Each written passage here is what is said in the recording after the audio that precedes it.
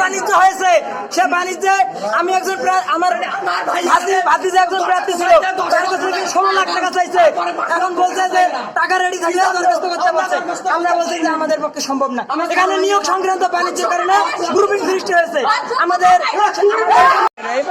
এখানে সৈয়দপুর কেরামতিয়া ফাজিল ডিগ্রি মাদ্রাসা, এখানে আজকে বিদ্যালয়ে কিছু বহিরাগত লোক শিক্ষকের নির্দেশনায় প্রতিষ্ঠানে তালা লাগানো হয়। তালা লাগানোর পরে কিছু শিক্ষক শিক্ষিকা আসে, তাদেরকে প্রতিষ্ঠানে ঢুকতে দেওয়া হয় নাই। ঢুকতে দেওয়া না দেওয়ার ফলে পার্শ্ববর্তী প্রতিষ্ঠান সৈয়দপুর কেরামতিয়া দ্বিমুখী উচ্চ বিদ্যালয়, তারা সেখানে আশ্রয় নেয়। নেওয়ার ফলে এখন এখানে বহিরাগত আওয়ামী লীগের সুজন, যুবদলের সুজন ওখানে গিয়ে আমাদের প্রতিষ্ঠানে গিয়ে সে ম্যাডাম এবং শিক্ষকদেরকে শাসানোর পরে তখন প্রতিষ্ঠানে আমাদের নাজমুল স্যারের বোন এখানকার শিক্ষিকা, তিনি এখানে আসে, বিষয়টা তদন্ত করার জন্য আসার ফলে ওনার উপর আক্রমণ করার পরে ওনাকে অনেক মারধর করার পরে কিছু লোক ওনাকে নিয়ে চলে যায়। সেখানে চলে যাওয়ার পরে প্রতিষ্ঠানের সৈয়দপুর কেরামতিয়া বিশ্ববিদ্যালয়ের সিনিয়র ছাত্র এবং এক ছাত্র বর্তমান ছাত্র তারা বিদ্যালয়ে আসে, মাদ্রাসা আসার পরে দেখে যে এখানকার যে শিক্ষক যারা হচ্ছে ভারপ্রাপ্ত প্রিন্সিপাল এবং কিছু গ্রুপ যে ছিল, গ্রুপের শিক্ষকরা তাদেরকে এখান থেকে পালিয়ে দেওয়ার পরে এখানে পুলিশ প্রশাসন আসে, মিডিয়া আসে, আসার পরে বিষয়টা পূর্ণ তদন্ত করার চেষ্টা করে। মোহাম্মদ নাজমুল সাদাত, এখানে অধ্যক্ষ ভারপ্রাপ্ত গত 15/8 থেকে, অর্থাৎ আগস্ট মাসের 8 তারিখ থেকে। তো এই ব্যাপারে আমি জানি না যে আপনি কি জানতে চাচ্ছেন। যে আপনাদের প্রতিষ্ঠানের যে শিক্ষকদের যে হাতাহাতি এবং তালা লাগানো, এই বিষয়গুলো আমি একটু জানতে চাচ্ছি। হাতাহাতি শিক্ষকদের মধ্যে এরকম আসলে এটা হয় না। হাই স্কুল থেকে হাই স্কুলের শিক্ষার্থীরা সেখানে ভাঙচুর করছে। হ্যাঁ, হাই স্কুল থেকে কিছু শিক্ষার্থী এখানে আসলো, এখানে এসে আমাকে একবার আসলো, এইটা বললো যে আপনাকে ডাকতেছে, আপনি যান। তা বললাম যে আমি তো ইউনুস স্যারকে বলছি, উনি তো লোক পাঠানোর কথা অথবা উনি আসার কথা, এই ধরনের পরিস্থিতি তৈরি হয়েছে, উনি হ্যান্ডেলিং করতেছেন বিষয়টা, তো আমি ওখানে যাব কেন? তো ওখানে যাওয়ার আমার প্রয়োজন নেই। আচ্ছা, তো এরপরে কিছুক্ষণ পর দেখি যে শান্ত হলো। তো কিছুক্ষণ পর দেখি যে আবার ছেলেপেলেরা লাঠি সোটা নিয়ে আসতেছে, আর সে এখন বলতেছে তুলে নিয়ে যাইতে বলছে। তো তখন ওই কেউ আমাকে ঘরে ঢোকাচ্ছে, আপনি এখানে বসে থাকেন, ঘরে ঢোকা দিয়ে ওরা দরজায় লাথি মারতেছে ইত্যাদি। তারপরে এটা আবারও থামলো, আবারও কিছুক্ষণ পরে আবার আসে, আবার তুলে নিয়ে যেতে হবে। তখন সর্বশেষ একেবারে যাবেই ওরা তুলে নিয়ে, তখন আমার ছাত্রীরা এসে আমাকে বললো বাজার এলাকা থেকে কিছু লোক এসে আমাকে সেফটি দেয়। আমাদের স্কুলের কোন স্টুডেন্টে ভাঙচুর করে নাই, যতটুকু ভাঙচুর করছে আমরা যখন আমাদের টিচারকে মারছে, আর তখন আমরা ওখানে গেছি যে কি জন্য আমরা আমাদের টিচারকে মারছে, স্বাভাবিক ব্যাপার, আমরা যাইতে পারি স্টুডেন্ট আমরা।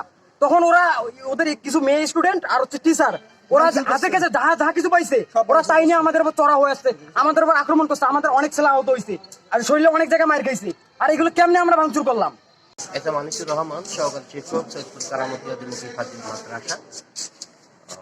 আমরা যথাসময় অর্থাৎ 10টার দিকে প্রতিষ্ঠানে এসে দেখি, আমরা সংবাদ পেয়েছি গতকালই সংবাদ প্রতিষ্ঠানে অধ্যক্ষ মহোদয় এবং কম্পিউটার রুমে তারা তালা লাগিয়ে দিয়েছে।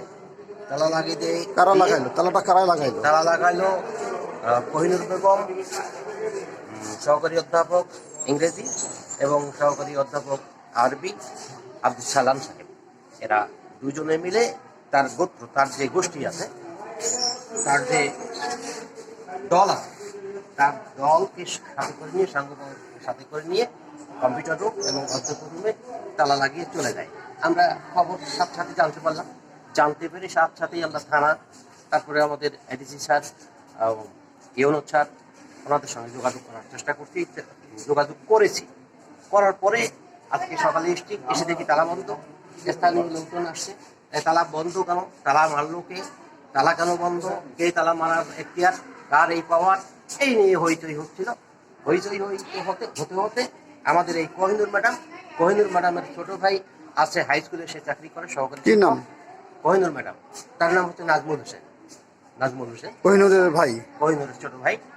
তো সেখানে গিয়ে সংবাদ দিচ্ছে যে আমাকে মারছে।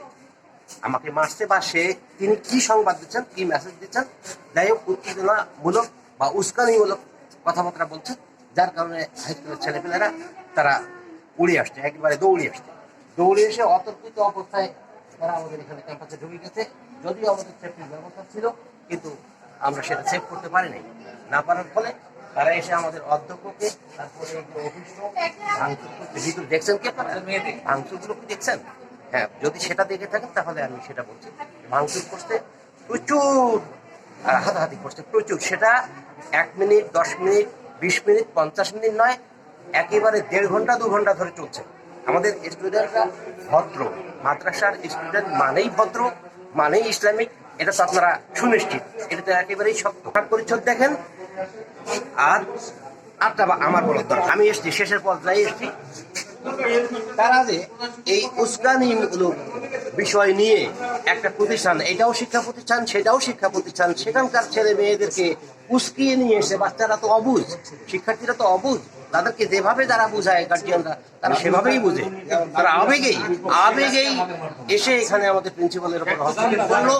এটার আমরা যথাযথ বিচার চাই, একেবারেই উপযুক্ত বিচার চাই। যে বিচারে সন্তুষ্টি আসবে, পরিতৃপ্ত আমরা হতে পারি, সেরকম বিচার চাই। এক কথায় সালাম কহিনুর। আপনার মাথায় পানি ঢালা দেখলাম, এই বিষয়টা একটু জানতে চাচ্ছিলাম। আমি এই যে তাদের হাঙ্গামাকে, আমাদের বাচ্চাদেরকে, আমাদের প্রিন্সিপালকে, আমাদের স্টাফদেরকে, আমাদের অবকাঠামোকে রক্ষা করার জন্য জান প্রাণ, মানে আমার যতটুকু শক্তি ছিল শরীরে, ততটুকু সর্বশক্তি নিয়ে আমি করেছি।